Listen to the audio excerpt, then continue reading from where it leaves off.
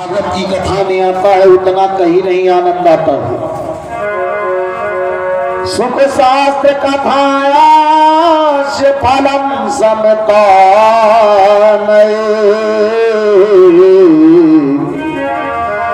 तावत पापानि देहम अस्मिन् वसन्ति ते तपोधनः असमेघ सहस्राणि वाजपेय शतानि च हजारों अश्वमेघ यज्ञ सैकड़ों वाजपेय यज्ञ करने से विश्व शास्त्र की कथा का 16वां अंश भी नहीं हो सकता। अब सुने भागवत क्या है। भागवत की कथा बड़ी महान है।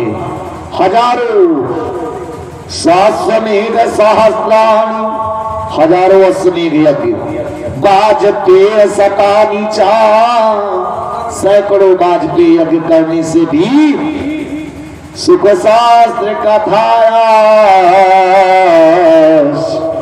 कलाम हरति खोडसी 16वां अंश भी नहीं मिल सकता है। वो भागवत की कथा है, याद रखना। न गंगा न गया न काशी पुष्करम न प्रयागकम।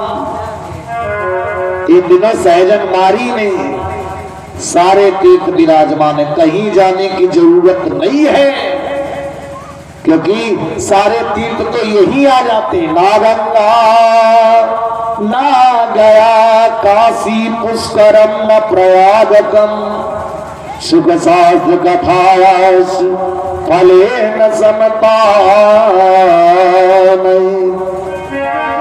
इसलिए बड़ी पावन ये कथा है भागवत की। जय हो जय हो।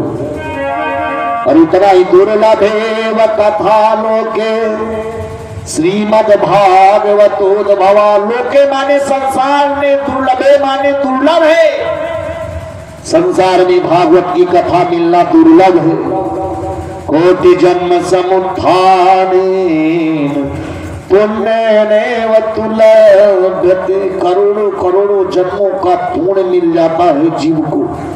जीव न जाने कब से यहाँ भटक रहा है, 84 लाख का चक्कर लगा रहा है। याद रखना, अब मानव का पुण्य उदय हुआ है, तब भागवत की कथा आप श्रवण कर पा रहे हैं। याद रखना है। दुर्लभेव कथा लोके श्रीमद् भागवतोद्भवा। कोटि जन्म समुत्थानि पुण्येन तुलभते। और इसके लिए कोई दिन महीने का नियम नहीं है। कथा चाहे जब आप श्रवण करें, चाहे जब कथा को श्रवण करें। सीधे लिखा है भागवत में, दीना नाम नियमो नास्ति।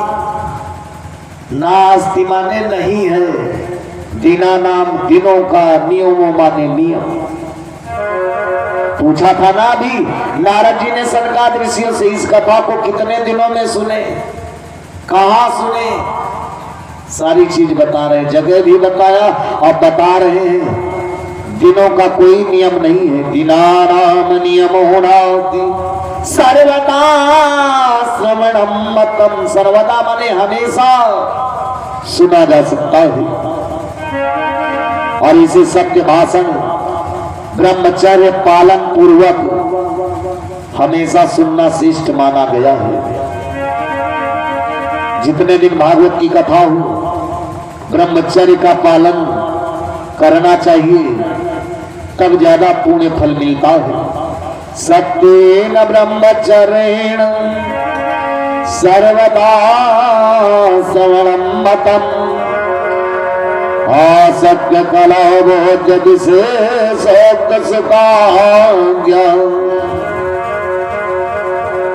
श्री सुखदेव जी महाराज ने यही विधि उन्होंने भी बताया है। कलयुग में बहुत दिनों तक मन को एकाग्र करना असंभव है। कहीं तो 1 महीना अपने मन को एकाग्र रखो, नहीं, मन चला ही जाएगा। ज्यादा समय तक मन को एकाग्र नहीं किया जा सकता। यहीं से ले लो पैसे जो हो रहे हो, हमें पता नहीं। जय हो रे। बड़ा सुंदर भाव है आदरणीय हमारे भैया दिवाकर जी की मम्मी जी कथा में दान करें, बहुत बहुत धन्यवाद है। भगवान श्री कल्याण करें।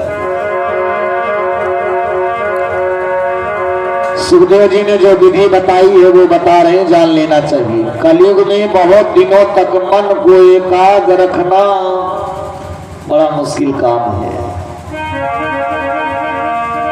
क्योंकि मन बहुत चंचल होता है।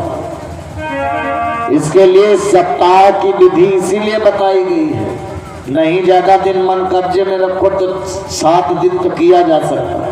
7 दिन तक ब्रह्मचर्य का पालन, मन को एकाग्र रख के कथा को सुनना चाहिए, तब ज्यादा पुण्य मिलता है। मान लो 1 महीना कथा चले 15 दिन तक, और कहीं तो मन को एकाग्र करो, नहीं हो सकता है। इसलिए 7 दिनों की कथा ज्यादा उत्तम मानी गई है।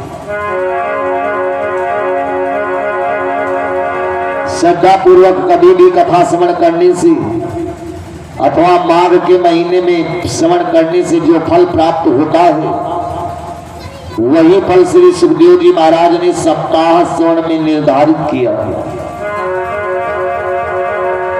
कलेर दोषेण बहुकाज सप्ताहम श्रवण मतम।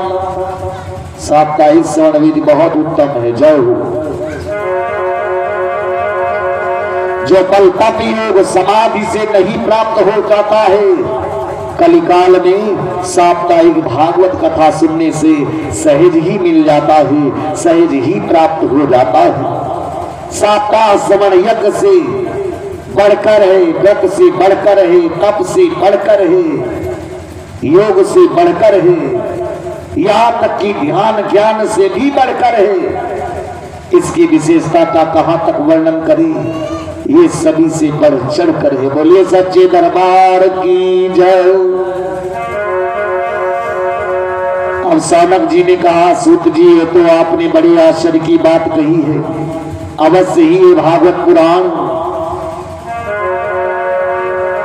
योग वेद्या ब्रह्मा जी के भी आदिकरण से नारायण का निरूपण करता है। मोक्ष की प्राप्ति में ज्ञानादि सभी साधनों का तिरस्कार करके इस युग में कैसे बढ़ गया था। एक बात बताओ, भागवत की कथा इतनी फेमस कैसे हो गई? हाँ, इतना ज्यादा